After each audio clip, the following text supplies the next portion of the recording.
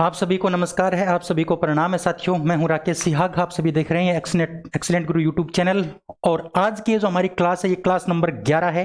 इससे पहले हमारी 10 क्लास हो चुकी हैं और आप अच्छा रिस्पॉन्स दे रहे हैं। आपको ये क्लास अच्छे से पसंद आ रही हैं, इसके लिए मैं आपको धन्यवाद देना चाहूँगा। तहे दिल से मैं आपको धन्यवाद देता हूँ कि आपने इन क्लास को पसंद किया, मेरे इस प्रयास को पसंद किया।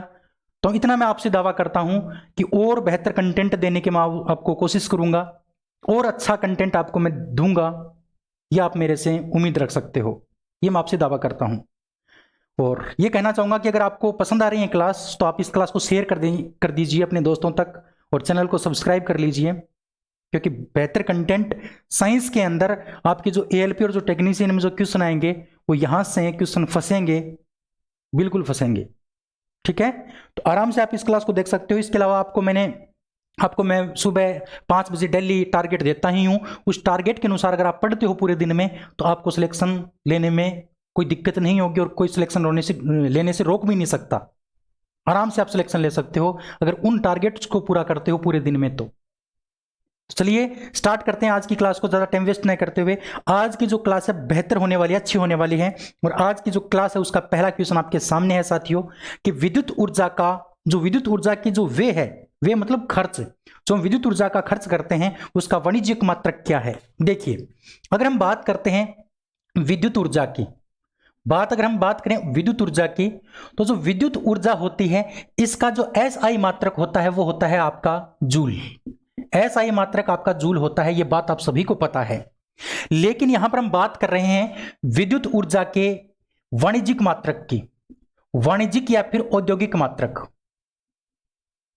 वाणिज्यिक या फिर औद्योगिक मात्रक की बात करते हैं।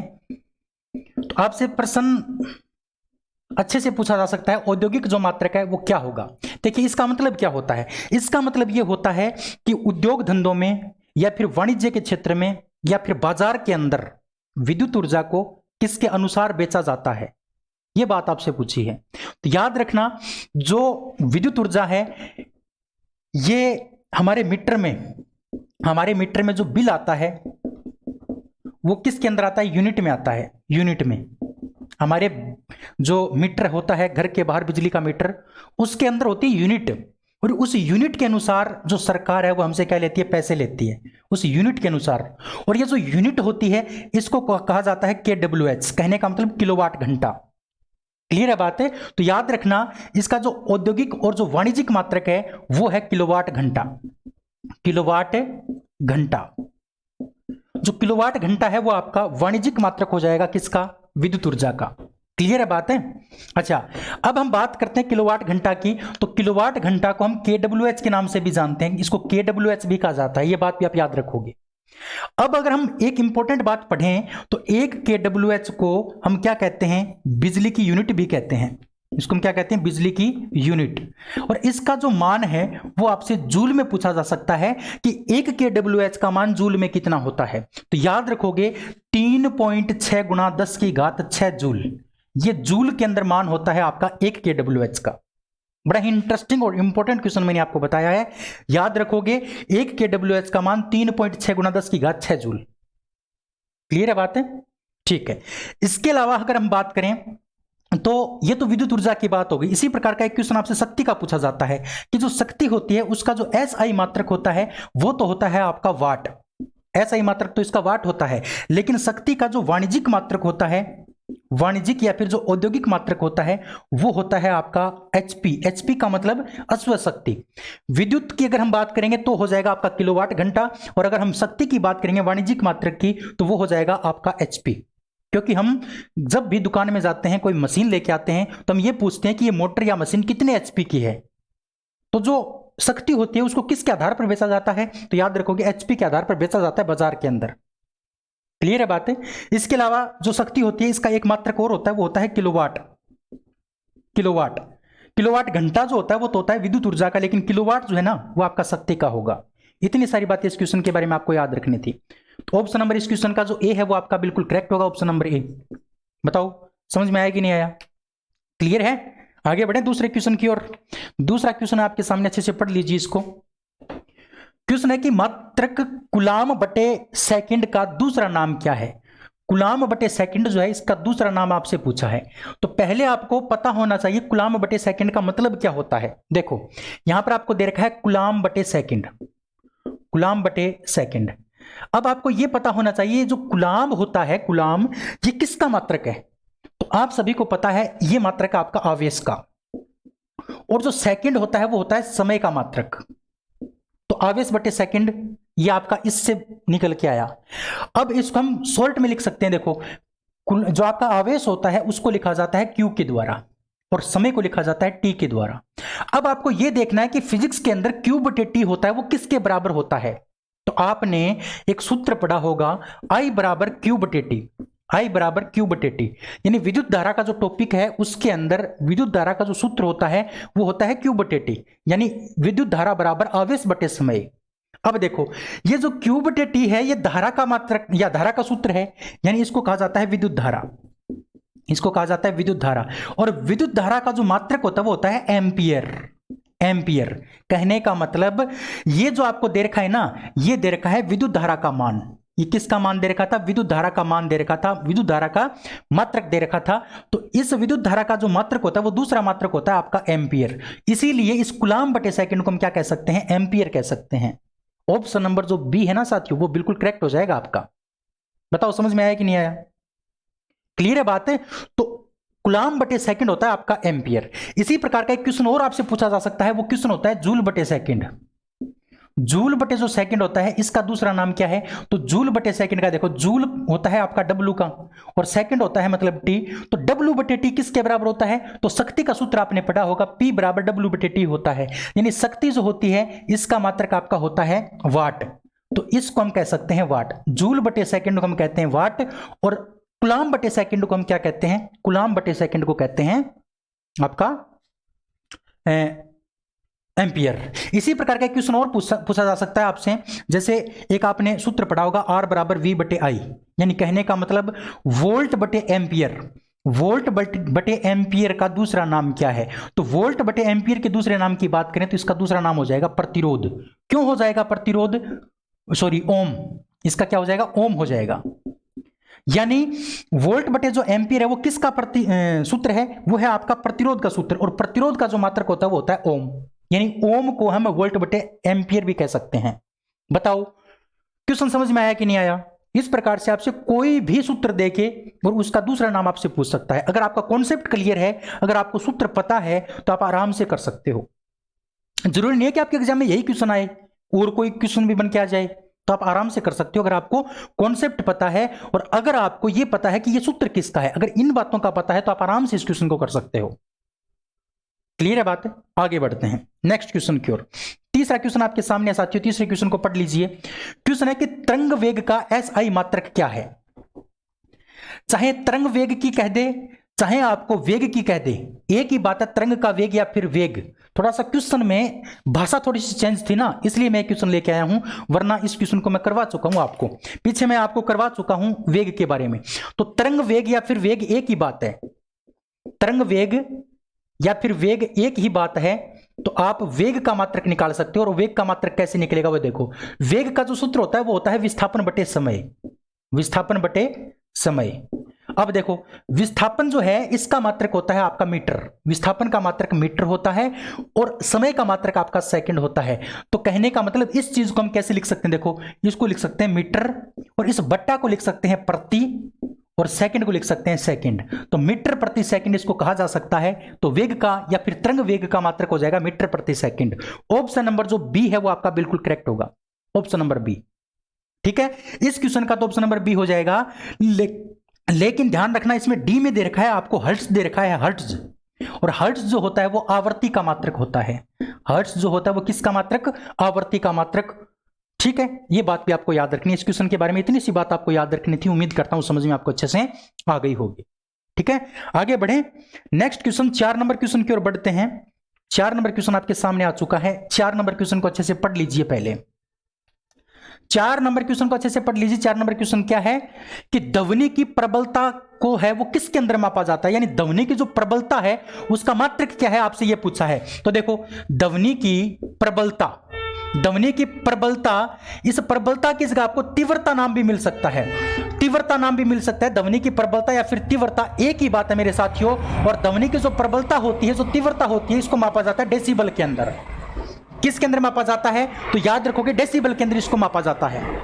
क्लियर है बात?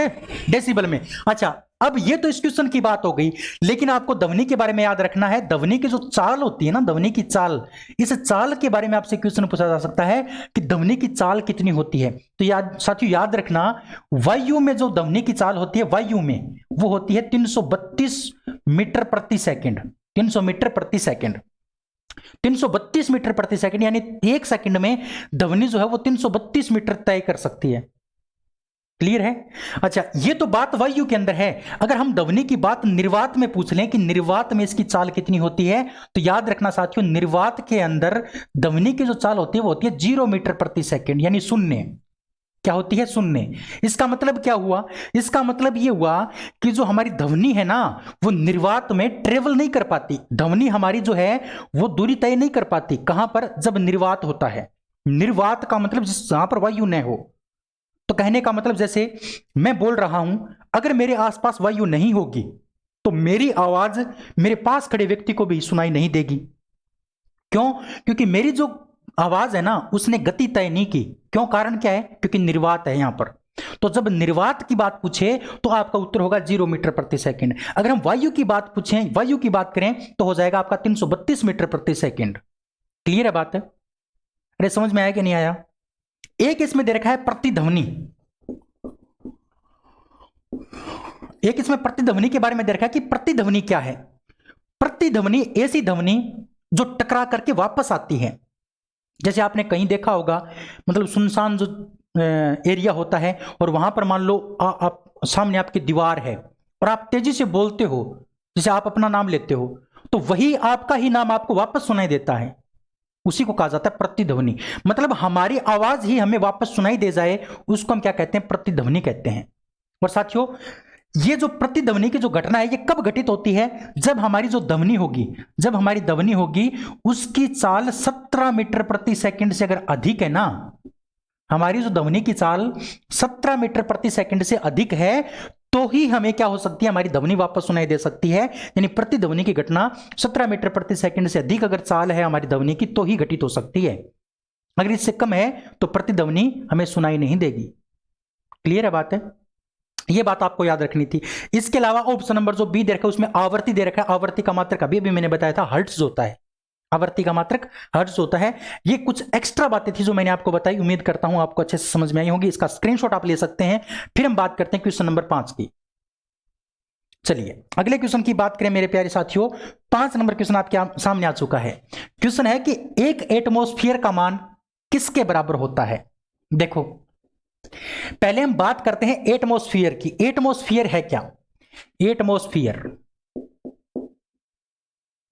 एटमॉस्फेयर, अगर हम एटमॉस्फेयर की बात करें तो इसको कहा जाता है वायुमंडलीय दाब। वायुमंडलीय दाब, एटमॉस्फेयर प्रेशर का मतलब होता है वायुमंडलीय दाब। अच्छा, इसकी परिभाषा क्या बनेगी वो देखो कि हमारी जो पृथ्वी है, हमारी जो पृथ्वी है, इस पृथ्वी के किसी निश्चित क्षेत्रफल पर, कोई निश्चित क्षेत्रफल है, इस निश्चित क्षेत्रफल के ऊपर हमारी जो वायुमंडल की जो परतें होती हैं, वायुमंडलीय जो परत हैं, वायुमंडलीय परतों द्वारा डाला गया दाब, डाला गया दाब क्या कहलाएगा? आपका वायुमंडलीय दाब कहलाएगा। हमारे वायुमंडल में बहुत सारी परतें हैं और वो परतें हमारी जो पृथ्वी, उसके पृथ्वी के ऊपर क्या लगाती हैं? दाब लगाती हैं। जैसे मान लो ये हमारी पृथ्वी है, इस पृथ्वी के क्षेत्रफल पर, निश्चित क्षेत्रफल के ऊपर वायुमंडल की जो परत हैं उनके द्वारा जो दाब लगाया जाता है, उस दाब को हम क्या कहते हैं? वायुमंडलीय दाब कहते हैं। क्लियर है बात है?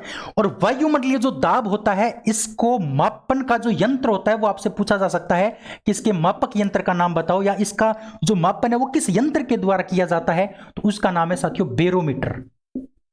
बेरोमीटर, यानी बेरोमीटर के द्वारा जो है वो एटमॉस्फेयर प्रेशर को मापा जाता है या फिर वायुमंडलीय दाब को मापा जाता है। जैसे आपकी जो बुखार होती है उसको थर्मामीटर के द्वारा मापते हैं, उसी प्रकार से वायुमंडलीय दाब को हम बेरोमीटर के द्वारा माप लेंगे। अगर हम बात करते हैं इसके मात्रक की, इसके मात्रक की बात करें तो इसका जो मात्रक होता है वो होता है पास्कल, क्योंकि है एक प्रकार का दाब ये, और दाब का मात्रक आपका पास्कल होता है। या फिर आप इसको बार के नाम से भी दर्शा सकते हो, यानी जो आपका एटमॉस्फेयर प्रेशर है, यानी जो वायुमंडलीय दाब है, इसका मात्रक आपका बार भी होता है। पास्कल के साथ साथ में बार भी आपको याद रखना है। बताओ समझ में आया कि नहीं आया? अरे आ गया ना, बिल्कुल। तो इतनी बातें आपको याद रखनी थी। अब देखो एक इसका डाटा आपको याद रखना है। डाटा क्या याद रखना है वो देखो कि एक एटमॉस्फेयर का जो मान है, एक एटमॉस्फेयर का जो मान है वो कितने पास्कल के बराबर होता है। तो याद रखोगे मेरे प्यारे साथियों 0.01 गुणा 10 की घात 5 पास्कल, और इस पास्कल को हम पीए के नाम से भी दर्शा सकते हैं, पीए। तो ये डाटा आपको याद रखना है, 1.01 गुणा 10 की घात 5 पास्कल। ऑप्शन नंबर जो ए है वो इस क्वेश्चन का राइट आंसर हो जाएगा, ऑप्शन नंबर ए। बताओ समझ में आया कि नहीं आया? अरे क्लियर है ना, ऑप्शन नंबर ए। आगे बढ़ते हैं फिर, चलो 6 नंबर क्वेश्चन आपके सामने है। 6 नंबर क्वेश्चन को अच्छे से पढ़िए। 6 नंबर क्वेश्चन है कि एक डायोप्टर का जो मान है वो किसके बराबर होता है, एक डायोप्टर का मान। तो देखो इस क्वेश्चन को हम अच्छे से डील करते हैं, कैसे इस क्वेश्चनों को करना है, किस प्रकार से इस प्रकार के क्वेश्चनों को करना है। तो एक कॉन्सेप्ट आप अच्छे से सीख लीजिए, उसी के अनुसार अगर कोई कॉन्सेप्ट में क्वेश्चन आता है तो उसको आप आराम से डील कर सकते हो। देखिए बात करते हैं एक डायोप्टर की। एक डायोप्टर की अगर हम बात करें तो जो डायोप्टर होता है वो किसका मात्रक होता है, तो ये होता है लेंस क्षमता का मात्रक। लेंस की जो क्षमता होती है उसका मात्रक डायोप्टर होता है। अब बात आती है कि ये जो लेंस की क्षमता होती है उसका डायोप्टर मतलब मात्रक है, लेकिन लेंस की क्षमता का सूत्र क्या है? इसका सूत्र है 1/f, और f का मतलब होता है फोकस दूरी। f का मतलब यहां पर क्या होगा आपका? फोकस दूरी। अब देखो ये जो f है ना, ये एक प्रकार की दूरी है, f है वो एक प्रकार की दूरी है, इसलिए इसका जो मात्रक बनेगा वो क्या बनेगा? 1/, और f का जो मात्रक हो जाएगा, दूरी का जो मात्रक हो जाएगा वो हो जाएगा मीटर। अब इसको मैं ऐसे लिख सकता हूं, 1 का मैंने 1 लिख दिया और गुणा का मैंने गुणा कर दिया, क्योंकि ये बट्टा था ना, इसको मैंने गुणा बना दिया। मतलब ये जो मीटर था ये नीचे था, ये मैं ऊपर लेके आऊंगा, और जैसे ही मैं उसको ऊपर लेके आऊंगा तो इसकी जो घात थी वो प्लस की 1 मान सकते हैं हम। ये 1 प्लस की घात है, ये ऊपर जाकर के माइनस की 1 घात हो जाएगी। तो इसको हम इस प्रकार से लिख सकते हैं 1 मीटर की घात 1, 1 मीटर की घात -1, इनवर्स भी बोलते हैं इसको। तो ये आपका एक डायोप्टर का मान हो जाएगा। तो 1d बराबर, यानी एक डायोप्टर बराबर होता है आपका 1 मीटर की घात -1। ऑप्शन नंबर जो आपका बी है वो इस क्वेश्चन का करेक्ट है। बताओ क्लियर है कि नहीं? समझ में आया कि नहीं आया? आ गया ना समझ में? इसी प्रकार के क्वेश्चन आपको देखने को मिलते हैं। क्वेश्चन बिल्कुल सिंपल है, लेकिन थोड़ा सा इसमें डाटा अलग प्रकार का दे दिया, तो आपको इस प्रकार के क्वेश्चनों को अच्छे से समझना है, उसके बाद उनको डील करना है। आगे बात करते हैं 7 नंबर क्वेश्चन की। 7 नंबर क्वेश्चन आपके सामने है कि 1 मीटर किसके बराबर होता है? 1 मीटर किसके बराबर होता है? अच्छे से इन क्वेश्चनों को पढ़िए पहले। 1 मीटर का मान किसके बराबर होता है? देखो अगर हम बात करते हैं 1 मीटर की, तो 1 मीटर का मान 10 की घात 3 मिलीमीटर के बराबर होता है, मिलीमीटर। इसी प्रकार से 1 मीटर का मान अगर हम बात करें तो 10 की घात 6 माइक्रोन के बराबर होता है, माइक्रो या फिर माइक्रोन, माइक्रो या फिर माइक्रोन मीटर।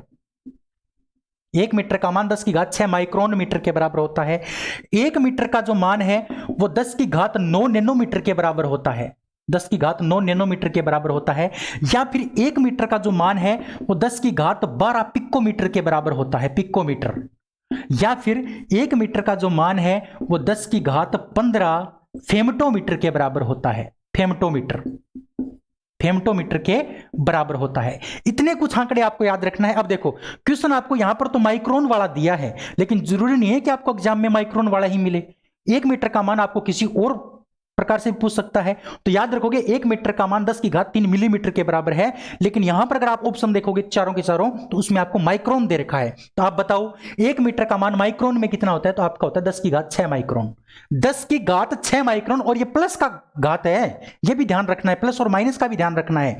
तो ऑप्शन नंबर जो ए है ना आपका, उसमें आपको थोड़ा सा अलग प्रकार का दे रखा है। ऑप्शन नंबर ए में आपको दे रखा है 10 की घात -6, ये नहीं हो सकता साथियों। तो फिर क्या होगा? तो आपका हो जाएगा 10 की घात 6 होगा, वो प्लस का होगा, माइक्रोन। तो ऑप्शन नंबर आपका जो बी है ना वो इस क्वेश्चन का करेक्ट होगा, ऑप्शन नंबर बी। तो जल्दी में आप ऑप्शन नंबर ए भी कर सकते हैं, लेकिन आपको ए ऑप्शन नहीं करना है, क्योंकि उसमें माइनस की घात दे रखी है और माइनस की घात नहीं होती। क्लियर है ना? तो इस प्रकार के क्वेश्चन है थोड़ा सा अच्छे से देखने पड़ते हैं आपको, क्योंकि ऐसा क्वेश्चन दे देता है उसमें ऑप्शन नंबर ए जो आपको मिलेगा ना, उसमें आपको सेम मिलेगा लेकिन छोटी सी आपको मतलब क्या है अंतर मिलेगा, तो उसी अंतर को पकड़ना है और उस क्वेश्चन को अच्छे से कर देना है। चलिए आगे चलते हैं। 8 नंबर क्वेश्चन आपके सामने है कि परमाणु त्रिज्या किसके अंदर मापी जाती है। देखो, जो परमाणु त्रिज्या जो है वो है एक प्रकार की दूरी, है तो एक प्रकार की दूरी, लेकिन मैं आपको बता दूं कि जो परमाणु की जो त्रिज्या होती है, परमाणु की त्रिज्या वो है तो एक प्रकार की दूरी, तो आपके अनुसार तो दूरी को हम किस में मापते हैं, मीटर में मापते हैं, लेकिन हमारा जो परमाणु होता है वो बिल्कुल छोटा सा होता है, जिसको नग्न आंखों से देखना भी संभव नहीं है, इतना छोटा परमाणु होता है। इसीलिए परमाणु की जो त्रिज्या होती है इसको मापा जाता है नैनोमीटर के अंदर। इसको किसके अंदर मापते हैं, नैनोमीटर के अंदर मापते हैं। ध्यान रखोगे मेरे प्यारे साथियों, आपका जो दूरी होती है वो मीटर में मापी जाती है, परमाणु त्रिज्या भी एक प्रकार की दूरी है, लेकिन परमाणु त्रिज्या बहुत छोटी होती है, इसीलिए इसका मापन किसके अंदर कर लेते हैं, नैनोमीटर में कर लेते हैं। ऑप्शन नंबर जो आपका डी होगा वो इस क्वेश्चन का करेक्ट आंसर हो जाएगा, ऑप्शन नंबर डी। क्लियर है बात है? आगे बढ़े, चलो आगे बढ़ते हैं फिर नेक्स्ट क्वेश्चन की ओर। 9 नंबर क्वेश्चन आपके सामने देखो कि जल के कितने अणु कॉपर सल्फेट के एक अणु में उपस्थित होते हैं। अच्छा, ये बोल रहा है कि कॉपर सल्फेट यानी CuSO4, ये सूत्र आपको याद होना चाहिए। कॉपर सल्फेट के अंदर कितने पानी जल के होते हैं या कितने अणु जल के होते हैं, तो मैं आपको बता दूं मेरे प्यारे साथियों, जो आपका कॉपर सल्फेट होता है, जब भी आप केमिस्ट्री के अंदर इस सूत्र को देखोगे ना, तो इसके आगे आपको यह मिलेगा .5H2O। क्या मिलेगा? .5H2O। इसका मतलब यहां पर इस H2O का मतलब तो है जल, और 5 का मतलब 5 अणु इसमें पानी के हैं। कॉपर सल्फेट में कितने अणु हैं पानी के? 5 अणु, ये याद रखना है। तो इस क्वेश्चन का जो ऑप्शन नंबर ए है वो आपका बिल्कुल करेक्ट हो जाएगा। लेकिन मैं आपको बता दूं, ये जो पानी होता है ना, इस पानी को कहा जाता है क्रिस्टलन जल। इसको हम क्या कहते हैं? क्रिस्टलन जल कहते हैं। यानी किसी भी यौगिक में उपस्थित जल के जो अणु होते हैं उनको क्रिस्टलन जल के नाम से जाना जाता है। तो आपको ये क्वेश्चन थोड़ा सा घुमा के भी ऐसे भी दे सकता था, इसकी लैंग्वेज चेंज हो सकती थी, और लैंग्वेज घुमा के क्या देता आपको कि कॉपर सल्फेट में कितने क्रिस्टलन जल के अणु होते हैं, कितने क्रिस्टलन जल के अणु होते हैं, तो आपका उत्तर हो जाता 5। क्योंकि क्रिस्टलन जल किसको कहते हैं? उसमें उपस्थित पानी को ही क्या कहा जाता है? क्रिस्टलन जल कहा जाता है। ये तो इस क्वेश्चन की बात हो गई। इसके अलावा कुछ और आपको याद रखने हैं। एक होता है आपका FeSO4, यानी इसको कहा जाता है फेरस सल्फेट, और फेरस सल्फेट के अंदर कितने पानी के अणु होते हैं? 7 अणु पानी के होते हैं, इसमें 7 अणु होते हैं। इसके अलावा आपसे और पूछा जा सकता है, एक पूछ सकता है आपसे CaSO4 के अंदर, इसके अंदर होता है आपका 2 अणु पानी का, और इस CaSO4 2H2O को कहा जाता है साथियों जिप्सम। जिप्सम नाम आपने सुना होगा, तो आपसे यह पूछ ले कि जिप्सम के अंदर कितने पानी के अणु होते हैं, तो जिप्सम के अंदर आपके पानी के अणु होते हैं 2। इसी प्रकार से एक नाम आपने सुना होगा POP, P का मतलब plaster of Paris, plaster of Paris नाम आपने सुना होगा। तो प्लास्टर ऑफ पेरिस का जो सूत्र होता है वो होता है CaSO4.1/2H2O, 1/2H2O। तो आपसे प्रश्न पूछ लिया जाए कि जो प्लास्टर ऑफ पेरिस होता है उसमें कितने पानी अणु के कितने जल के अणु होते हैं, तो उसमें होता है आपका आधा अणु पानी का।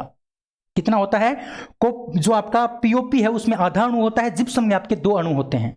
इसके अलावा एक आपसे और पूछा जा सकता है दावन सोडा। दावन सोडा का मतलब होता है कपड़े धोने का जो सोडा होता है ना, उसको दावन सोडा के नाम से जानते हैं।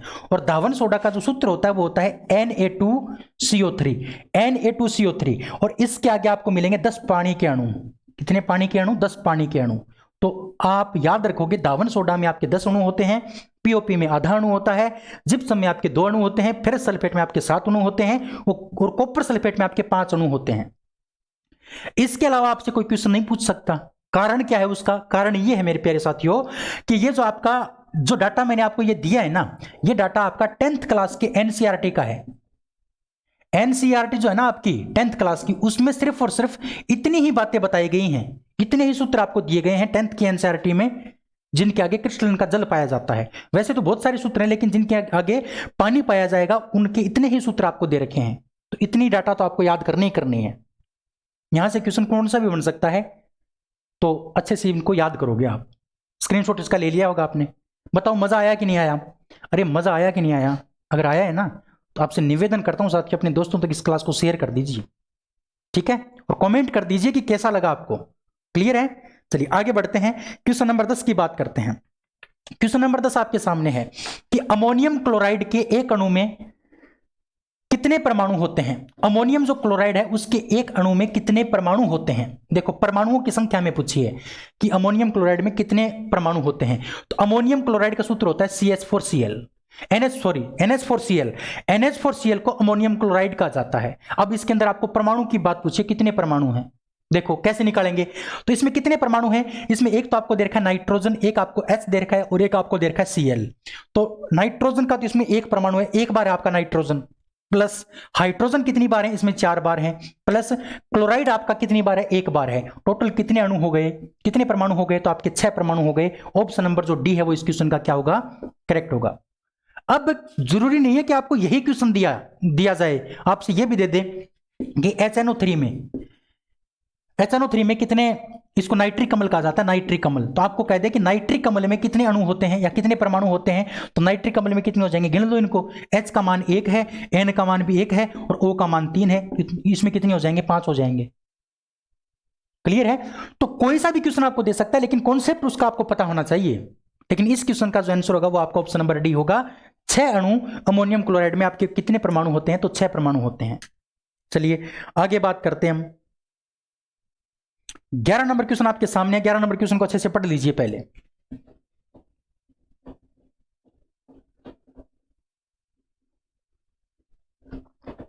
11 नंबर क्वेश्चन को अच्छे से पढ़ लीजिए। क्वेश्चन क्या है कि मानक ताप और दाब पर 7.5 ग्राम गैस जो है वो 5.6 लीटर का जो आयतन है वो ग्रहण करती है। तो यह गैस कौन सी है। बड़ा ही शानदार क्वेश्चन है। तो यह क्वेश्चन करने से पहले कुछ बेसिक मैं आपको बताना चाहूंगा कि कोई भी आपकी जो गैस होती है उस गैस का जो 22.4 लीटर जो आयतन होता है, 22.4 लीटर जो आयतन होता है वो किसके बराबर होता है, वो इसके परमाणु भार के बराबर होता है। वो इसके किसके बराबर होता है, परमाणु भार के बराबर होता है। यह बात आप याद रखोगे कि 22.4 लीटर जो आपकी गैस होती है वो किसके बराबर हो जाएगी, वो इसके आयतन अपने ही भार के बराबर हो जाएगी। अब आपको इस क्वेश्चन में क्या दे रखा है, इस क्वेश्चन में आपको दे रखा है कि आपकी जब 5.6 लीटर गैस है, 5.6 लीटर गैस है तो इसका जो मान है ग्राम में वो कितना है, 7.5 ग्राम है। तो आपको तो यह बताना है कि वो गैस कौन सी है। तो उस गैस का पता लगाने के लिए आपको ऑप्शन में दे रखे हैं NO दे रखा है, CO2 दे रखा है, NO2 दे रखा है ना, CO दे रखा है। तो इनका आपको परमाणु भार पता होना चाहिए। इनका आप क्या करोगे, इनका परमाणु भार आपको पता होना चाहिए और यहां से आप परमाणु भार निकाल ही सकते हो। कैसे निकाल सकते हो, आपको पता है, मैंने क्या बताया कि 22.4 लीटर का जो आयतन होता है वो किसके बराबर होता है, परमाणु भार के बराबर होता है। तो यहां से आप इस गैस का, ये गैस कौन सी हमें नहीं पता, लेकिन इस गैस का हम परमाणु भार निकाल सकते हैं। कैसे कि आपको पता है कि 22.4 लीटर का मान कितना हो जाएगा, वो आप निकाल सकते हैं। यहां से 22.4 लीटर का मान कितना होगा वो निकाल सकते हैं, क्योंकि आपको 5.6 का दे रखा है तो 22.4 का निकाल ही सकते हैं। और इस प्रकार के क्वेश्चनों को हल करने के लिए आपको मैथ में बताया गया होगा कि जब आपको 22.4 को ज्ञात करना है तो जहां पर आपने प्रश्नवाचक चिन्ह लगा रखा है पहले आप उसके ऊपर की संख्या लिख लो 7.5, फिर आप इधर चलोगे ये आप बट्टा में लिख दोगे 5.6 और फिर नीचे चलोगे तो ये आप गुणा में लिख दोगे 22.4। अब आपको पता नहीं कैसे बताया गया है, इसको आप हल कर सकते हो मैथ के अंदर। अच्छा, अगर इसको हम हल करेंगे तो इसका जो मान निकल के आएगा साथियों वो आएगा आपका 30 ग्राम। 30 ग्राम ही आएगा ना, देख लिया, देख ले एक बार, ठीक है। हाँ, तो इसमें क्या होगा, 30 ग्राम इसका उत्तर निकल के आएगा। 30 ग्राम मतलब 7.5 बटे 5.6 को और आप 22.4 से गुना करोगे तो आपको उत्तर कितना आएगा, आपका आएगा 30 ग्राम। ये आपका परमाणु भार आ गया। ये क्या निकल के आ गया, आपका परमाणु भार निकल के आ गया, किसका, गैस का। अब आपको देखना है कि वो गैस कौन सी है। तो ये 30 ग्राम जिस गैस का ही परमाणु भार होगा वही आपका उत्तर हो जाएगा। अब आपको देखो ऑप्शन नंबर ए में आपको दे रखा है NO।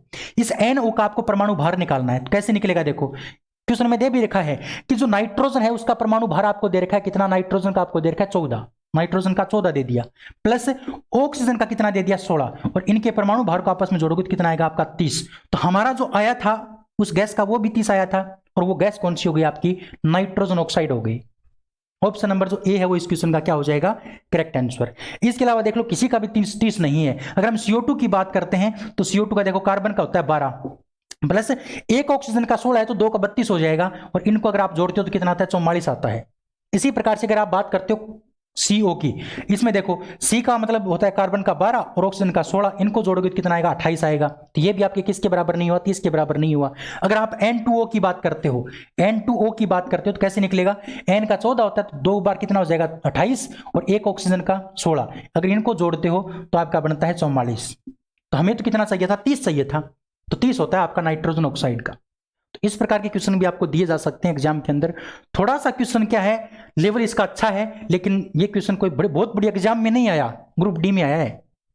तो देखो मैं आपको बार बार बता रहा हूं कि अगर आपको ये सोचते हो कि मैं साइंस के बगैर रेलवे में सिलेक्शन ले लूंगा, तो ये आपके मन का वहम है साथियों। साइंस के बिना आप रेलवे में सिलेक्शन नहीं ले सकते।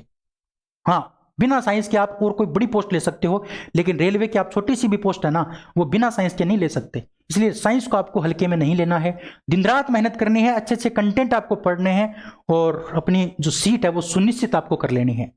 संघर्ष आपको करना पड़ेगा, और उस संघर्ष में आपका मैं साथ देने आपके सामने रोजाना हाजिर होता हूं शाम को 8 बजे। तो थोड़ा सा आप मेरा भी साथ दीजिए, चैनल को सब्सक्राइब करके, और अपने दोस्तों को भी आप जोड़ लीजिए, जिससे मेरे को भी मोटिवेशन मिले काम करने का, और आपके लिए बहुत अच्छा काम मैं कर पाऊं।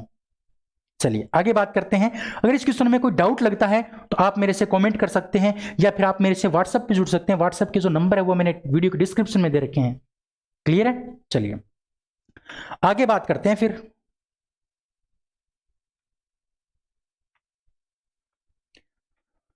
आगे हम बात करते हैं क्वेश्चन नेक्स्ट की, 12 नंबर क्वेश्चन की। 1 मिनट साथियों, क्वेश्चन नंबर 12 आया है आपके सामने, ये रहा। क्वेश्चन नंबर 12 है कि निम्न में से किस यौगिक में सबसे अधिक परमाणु हैं? आपको सभी के परमाणु का पता होना चाहिए कि इसमें कितने कितने परमाणु हैं, फिर ये क्वेश्चन आपका आराम से हो जाएगा। देखो सबसे अधिक परमाणु आपसे पूछे हैं कि सबसे अधिक परमाणु किसके अंदर है। पहला दे रखा है हमें HNO2। HNO2 के अंदर कितने परमाणु हैं देख लो। हाइड्रोजन का 1 है, नाइट्रोजन का 1 है, एक रे कितने हो गए? 2 हो गए, और 2 आपके ऑक्सीजन के हो गए। तो एक हाइड्रोजन का, एक नाइट्रोजन का, और 2 आपके ऑक्सीजन के, टोटल हो गए आपके 4। फिर देखो नेक्स्ट हमें दे रखा है H2SO4, यानी सल्फ्यूरिक अम्ल दे रखा है। तो इसमें हाइड्रोजन के आपके 2 हैं, प्लस सल्फर का 1 है, और ऑक्सीजन के कितने हैं? 4 हैं। टोटल कितने हो गए? 7 हो गए। फिर देखो नेक्स्ट, इसके अलावा हमें दे रखा है CO2। CO2 की अगर हम बात करें तो इसमें कार्बन का 1 है और ऑक्सीजन के 2 हैं। टोटल कितने हो गए? 3 हो गए। इसके अलावा आपको ऑप्शन में दे रखा है 4 नंबर ऑप्शन में CaOH2। अगर इसकी बात करते हैं हम तो कैसे निकलेगा? देखो Ca का मान 1 बार है, ऑक्सीजन अंदर तो 1 है लेकिन इसके बाहर 2 लगा है, इसका मतलब इसमें कितने हो गए? 2 ऑक्सीजन के हो गए, और 2 ही आपके हाइड्रोजन के हो गए। टोटल कितने हो गए? 5 हो गए। तो आपसे ये पूछा था कि सबसे अधिक परमाणु किसमें है, तो सबसे अधिक परमाणु आपके H2SO4 में है। कितने हैं? 7 हैं। ऑप्शन नंबर जो आपका बी है वो इस क्वेश्चन का करेक्ट आंसर हो जाएगा। करेक्ट आंसर आपका हो जाएगा। क्लियर है बात? समझ में आई? चलिए ये हो गया आपका 12 नंबर क्वेश्चन कंप्लीट। अब हम बात करते हैं नेक्स्ट क्वेश्चन की, और जो आपका नेक्स्ट क्वेश्चन है साथी वो 13 नंबर क्वेश्चन आपकी स्क्रीन के ऊपर है। अच्छे से पढ़िए इस क्वेश्चन को कि कैल्शियम का परमाणु द्रव्यमान कितना होता है। ये आपको याद करने पड़ेंगे मेरे प्यारे दोस्तों, इनका कोई जुगाड़ नहीं है। हाँ, अगर आप 1 से लेकर 20 तक का परमाणु द्रव्यमान याद कर ले तो 1 से लेकर 20 तक तत्वों का, तो आपका जुगाड़ बैठ सकता है, क्योंकि वहां से बाहर नहीं आएगा। क्योंकि आपकी जो 10th क्लास की जो NCERT है ना, उसमें 20 तक के तत्व ही दे रखे हैं, 20 तक के तत्वों के बारे में ही बताया गया, इसलिए इससे ज्यादा आपसे नहीं पूछ सकता। तो 1 से लेकर 20 तक के जो तत्व है ना, उनका आपको परमाणु द्रव्यमान याद करना पड़ेगा। ठीक है, तो आपको कैल्शियम का पूछा है, तो कैल्शियम का जो होता है वो होता है 40.08।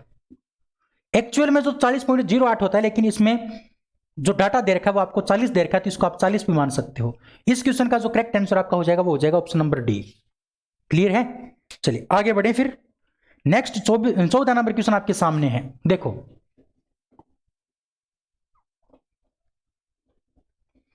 14 नंबर क्वेश्चन है कि NH4NO3 में नाइट्रोजन का प्रतिशत कितना है। किसका प्रतिशत पूछा है आपको? नाइट्रोजन का। तो नाइट्रोजन का प्रतिशत पूछा तो आप क्या करोगे? ऊपर नाइट्रोजन का परमाणु द्रव्यमान लिख दोगे। नाइट्रोजन का परमाणु द्रव्यमान किसमें से पूछा है? तो आपको एक सूत्र दे रखा है NH4NO3, यहां से आपको पूछा है। यानी नाइट्रोजन का जो प्रतिशत है वो पूछा गया है, तो नाइट्रोजन का परमाणु द्रव्यमान ऊपर आएगा। और किसके अंदर से पूछा गया है, तो आपको सूत्र दे रखा है NH4NO3, इसके अंदर से पूछा है, तो इसका द्रव्यमान क्या आ जाएगा, का कुल द्रव्यमान नीचे आ जाएगा। इसका कुल द्रव्यमान हम क्या कर देंगे, बट्टा में कर देंगे और गुणा 100 कर देंगे। 100 मैंने गुणा में क्यों किया, क्योंकि प्रतिशत निकालने के लिए आपको 100 में गुणा करना ही पड़ता है। तो नाइट्रोजन का पूछा था, इसलिए नाइट्रोजन का परमाणु द्रव्यमान ऊपर। किसके अंदर से पूछा था, तो इस सूत्र में से पूछा था, तो इस सूत्र का जो कुल द्रव्यमान वो नीचे आ गया और गुणा में क्या कर दिया, 100। अब इस कॉन्सेप्ट के आधार पर आप कोई भी क्वेश्चन कर सकते हो, कोई भी क्वेश्चन आ जाए उसमें से कर दोगे आप आराम से। जैसे मान लो ये आ गया H2SO4 में हाइड्रोजन का पूछ लिया आपको, तो ऊपर आएगा हाइड्रोजन का द्रव्यमान और नीचे आ जाएगा आपका H2SO4 का द्रव्यमान और गुणा में क्या आ जाएगा, 100 आ जाएगा। अगर आपको ये पूछ ले CO2 में कार्बन का प्रतिशत, तो कार्बन का ऊपर आएगा और CO2 का नीचे आएगा और गुणा में क्या आएगा आपका 100। कोई भी क्वेश्चन कर सकते हो आप, अगर आपको ये कॉन्सेप्ट पता है तो। अब देखो, अब हमें इनका परमाणु द्रव्यमान पता होना चाहिए। तो देखो नाइट्रोजन जो होता है, नाइट्रोजन, इस एक नाइट्रोजन का द्रव्यमान होता है आपका 14 होता है। तो इस सूत्र को देखो आप, इस सूत्र में नाइट्रोजन कितनी बार आया है, एक बार तो ये रहा और एक बार ये रहा, यानी नाइट्रोजन इसमें 2 बार है, इसलिए 14 एक नाइट्रोजन का, प्लस में दूसरे नाइट्रोजन का भी 14 आ गया बटे, ये तो नाइट्रोजन का कंप्लीट हो गया। अब हमें पूरे का, इस पूरे सूत्र का द्रव्यमान निकालना है। देखो नाइट्रोजन का होता है 14 प्लस हाइड्रोजन का होता है आपका 1, हाइड्रोजन का 1 होता है, लेकिन ये कितनी बार है, ये 4 बार है, इसलिए एक हाइड्रोजन का 1 होता है, तो 4 हाइड्रोजन का कितना हो जाएगा, 4 हो जाएगा। प्लस फिर से आपका नाइट्रोजन दे दिया और नाइट्रोजन का होता है आपका 14, प्लस ऑक्सीजन जो है ना, एक ऑक्सीजन का द्रव्यमान होता है 16, और कितनी बार दे रखे हैं आपको, 3 बार देखे, 3 का कितना हो जाएगा, 48 हो जाएगा। क्लियर है, ये प्लस में मैंने 48 कर दिए और गुणा में मैंने क्या कर दिए, 100 कर दिए। अगर आप इनको जोड़ते हो तो ये बनता है आपका 28, और इनको जोड़ते हो तो 28 32 32 48 70 गुणा 100। अगर इसको आप हल करोगे तो 0 से 0 कैंसिल, 7 चौके 28, और 4 को आप 10 से गुणा करोगे कितना आएगा आपका, 40% आएगा। ऑप्शन नंबर जो आपका सी है वो इस क्वेश्चन का करेक्ट हो जाएगा, ऑप्शन नंबर सी। बताओ, अरे क्वेश्चन समझ में आया कि नहीं आया। तो इस प्रकार का प्रतिशत आपसे कोई भी क्वेश्चन का पूछ सकता है या कोई भी सूत्र का पूछ सकता है। तो अगर आपको ये कॉन्सेप्ट पता है कि जिसका प्रतिशत निकालना है उसका द्रव्यमान ऊपर आएगा, और जिसमें से निकालना है वो नीचे आएगा, कुल द्रव्यमान, और गुणा में आपको करना है 100। इस सूत्र के आधार पर आप कोई सी भी सूत्र का आप प्रतिशत निकाल सकते हो। बताओ समझ में आया कि नहीं आया, क्लियर है। आगे बढ़े फिर। 15 नंबर क्वेश्चन आपके सामने है कि रॉबर्ट हुक द्वारा कोशिका की खोज किस प्रकार की गई थी। देखो हम कोशिका की बात करते हैं, इसकी खोज की बात करते हैं, तो आपको पता ही है, इस क्वेश्चन में ही दे रखा है कि जो कोशिका की जो खोज है वो रॉबर्ट हुक के द्वारा की गई थी। देखो बात करें कोशिका की, इस कोशिका की जो खोज है वो 1665 ईस्वी में किसके द्वारा की गई थी, रॉबर्ट हुक के द्वारा। ये जो कोशिका थी, ये कोशिका थी मृत कोशिका। ये क्या थी, मृत कोशिका थी। और इसने सबसे पहले कोशिका की खोज की थी, वो किसके आधार पर की थी, यानी इसने किस चीज का अध्ययन किया था, वो आपको याद रखना है। तो याद रखोगे साथियों, ये जो रॉबर्ट हुक थे ना, इसने क्या किया, इसने कोरक का अध्ययन किया था। कोरक की जो स्लाइस होती है या फिर कोरक की जो स्लाइड होती है, उस स्लाइड का क्या किया था, अध्ययन किया था। और इस स्लाइड को देखने पर मधुमक्खी जो होती है ना, मधुमक्खी, उसके छत्ते जैसी संरचना इसको दिखाई दी थी।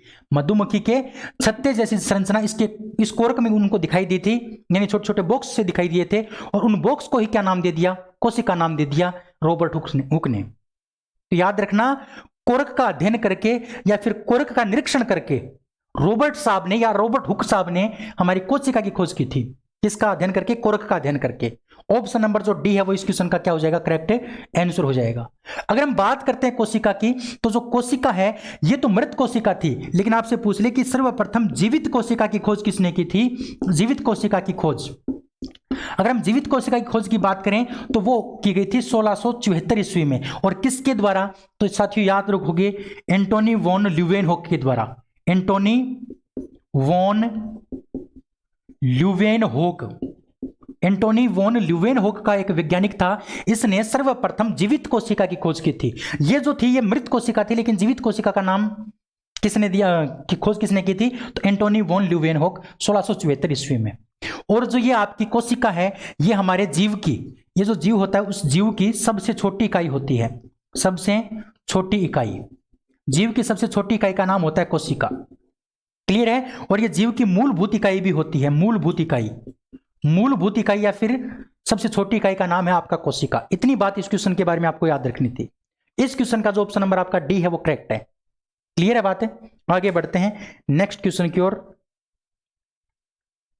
नेक्स्ट क्वेश्चन 16 नंबर क्वेश्चन आपके सामने है, इसको अच्छे से पढ़ लीजिए। 16 नंबर क्वेश्चन को क्या है? 16 नंबर क्वेश्चन देखो,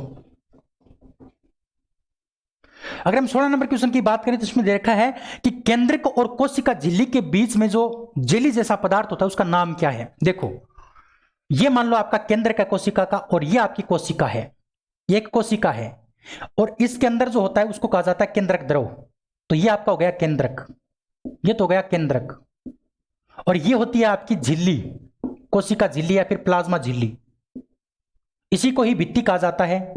भित्ति जो होती है वो इसके चारों ओर एक आकार, एक परत और होती है, वो सिर्फ पादप कोशिका में मिलती है। कभी मैं आपको झिल्ली पढ़ाऊंगा, वो कोशिका के बारे में पढ़ाऊंगा तब बताऊंगा, लेकिन एक बार हमारी थ्योरी नहीं चल रही है, हमारा क्वेश्चन चल रहा है, क्वेश्चन के आधार पर क्वेश्चन को डील करते हैं। तो ये हमारी झिल्ली हो गई, ये हमारा केंद्रक हो गया, और इसके बीच में एक तरल पदार्थ मिलता है, इस प्रकार का तरल पदार्थ, जेली जैसा पदार्थ, जेल जैसा पदार्थ। इस पदार्थ का नाम क्या है? तो याद रखोगे, कोशिका झिल्ली और केंद्रक के बीच का जो ये पदार्थ होता है इसको कहा जाता है कोशिका द्रव्य। क्या कहा जाता है?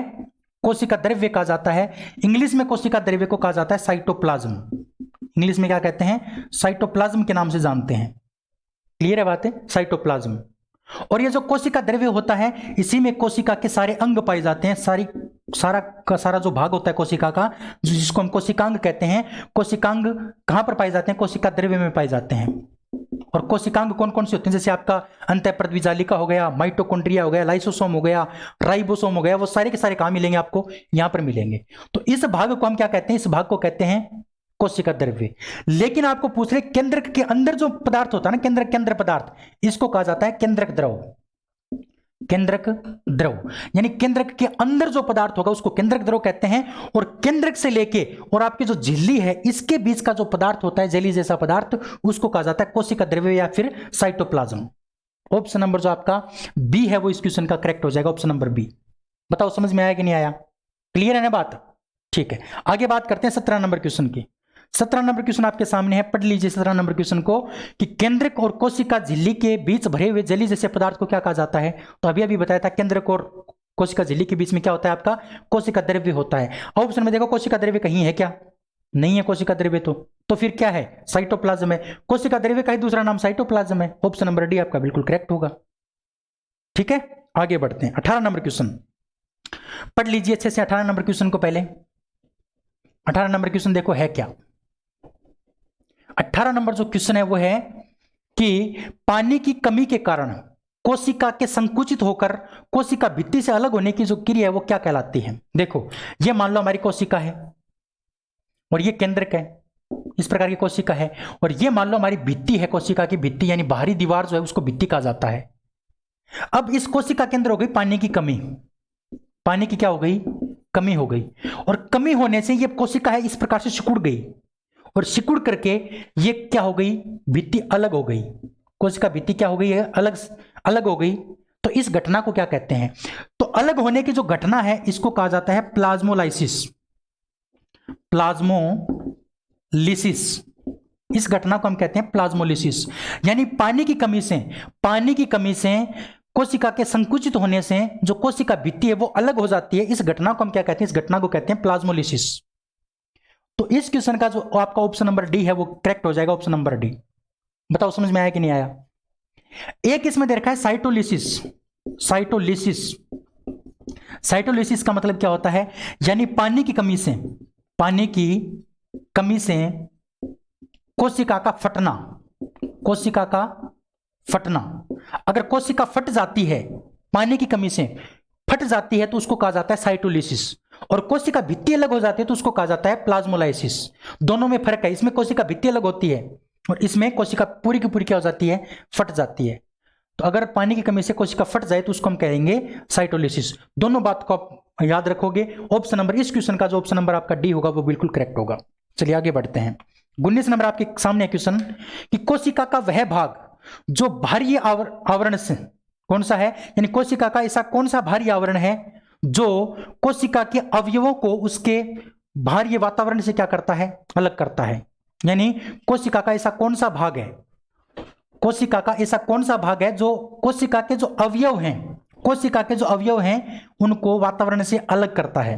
देखो ये मान लो आपकी कोशिका है, ये कोशिका का केंद्रक है, और ये कोशिका के केंद्र क्या है, इसके कोशिकांग है जिसको हम क्या कहते हैं, अवयव कहते हैं। ये कोशिका क्या है, अवयव, जिनको हम कोशिकांग कहते हैं, और ये हमारा वातावरण है, बाहर का वातावरण।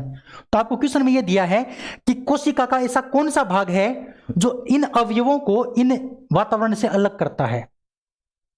कौन सा भाग है, ये वाली दीवार, ये वाली जो दीवार है यही क्या करती है, आपकी इन अवयवों को इस वातावरण से अलग करने का काम करती है। और इस जो दीवार है इसको कहा जाता है कोशिका झिल्ली। क्या कहा जाता है, कोशिका झिल्ली, या फिर कोशिका भित्ति, या फिर कोशिका भित्ति, या फिर इसका दूसरा नाम होता है प्लाज्मा मेम्ब्रेन, प्लाज्मा मेम्ब्रेन, या फिर इसका नाम होता है प्लाज्मा झिल्ली, प्लाज्मा झिल्ली। अब इन चारों में से कोई भी नाम अगर आपको मिलता है ऑप्शन में तो वही देखना है। इसमें दे रखा है आपका प्लाज्मा झिल्ली, ऑप्शन नंबर जो ए है वो इस क्वेश्चन का करेक्ट हो जाएगा। पहले तो आपको यह देखना है कि ये क्वेश्चन समझ में आया कि नहीं आया। यानी कोशिका के जो अवयव हैं, जो कोशिकांग हैं, उनको वातावरण से अलग करने का काम कौन करती है, तो यही दीवार करती है। इस दीवार को कहा जाता है कोशिका झिल्ली या फिर प्लाज्मा झिल्ली। ऑप्शन नंबर जो ए है वो आपका करेक्ट आंसर हो जाएगा। आगे बढ़ते हैं नेक्स्ट क्वेश्चन की ओर। 20 नंबर क्वेश्चन आपके सामने है साथियों। 20 नंबर क्वेश्चन को अच्छे से पढ़िए कि स्वतंत्र अस्तित्व के सक्षम जीव की सबसे छोटी इकाई क्या होती है। और अभी मैंने बताया था आपको कोशिका के बारे में, उसकी खोज बताई थी, जीवित कोशिका की खोज किसने की थी। और मैंने आपको यह भी बताया था कि कोई भी जीव होता है उसकी सबसे छोटी इकाई जो होती है उसको कहा जाता है कोशिका। सबसे छोटी इकाई को क्या कहा जाता है, कोशिका कहा जाता है। तो इस क्वेश्चन का जो ऑप्शन नंबर ए है वो क्या होगा, बिल्कुल सही होगा। 20 नंबर क्वेश्चन का ऑप्शन नंबर ए आपका बिल्कुल करेक्ट हो जाएगा। बताओ समझ में आया कि नहीं आया। अब अगर आपको कोई डाउट है तो आप डाउट पूछ सकते हैं मेरे टेलीग्राम चैनल से जुड़ करके, या फिर आप डाउट पूछ सकते हैं साथियों कहां से, मेरे व्हाट्सएप से।